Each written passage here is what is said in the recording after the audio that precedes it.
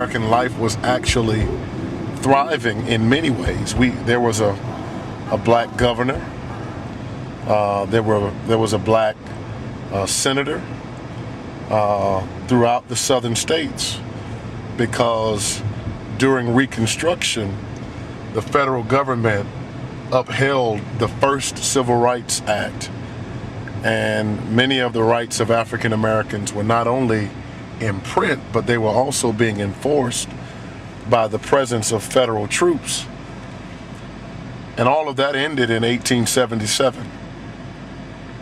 In 1877, there was a deal made to end a disputed presidential election. And as a part of that negotiation, federal troops were withdrawn from the South.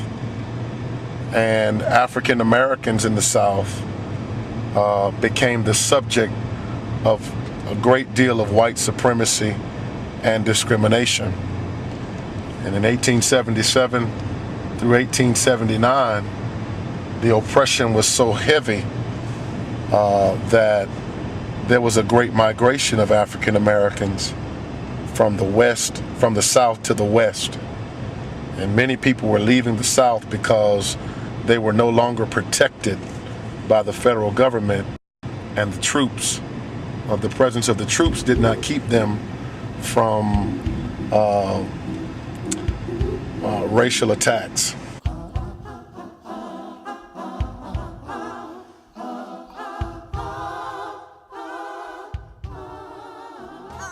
Springfield was founded in a historic community called Almon, A-L-M-O-N. And as was the case for many churches in the rural South, they did not meet every Sunday. As a matter of fact, they met once a month, which meant that every meeting was an important meeting, and every service was a service that you wanted to get to, because it would be another month before that kind of fellowship and that kind of worship could take place. I remember back in reading and in studying how the church is what held the congregation together, how they would work all week long from sun up to sundown, looking forward for just going and worshiping together on Sunday. And they was there from sun up on Sunday to sundown, but it was the church that actually held them together.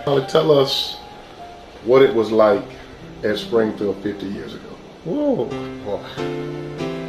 Hot for one thing, no air conditioning. Walls is flying, but it was, it was good. Service was good. We knew everybody, everybody at church now, but now we don't, but it's still good. Homecoming in the back of the trunks. People had the picnics in the back of the trunks. You try to set out the tables and things, and you'd have, yes, flies all over, but it was a welcoming time. This is where Pastor Glover led people, and this is the building that was produced as a result of that faithfulness. And Springfield moved into this facility in September of 1987. When we joined Springfield in September of 2005, uniquely to us, people were standing in the aisles, people were sitting in the windows, people were sitting on steps. And we've been a member of quite a few churches as we moved around in our professional careers, but we'd never seen anything like that.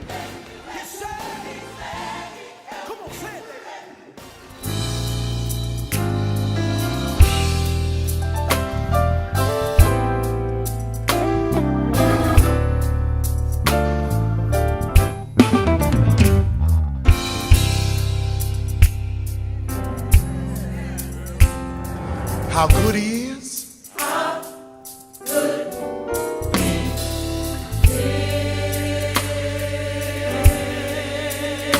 How good the Lord is. How good the Lord is. David said, oh, taste and see. Oh, taste and see. How good the Lord is.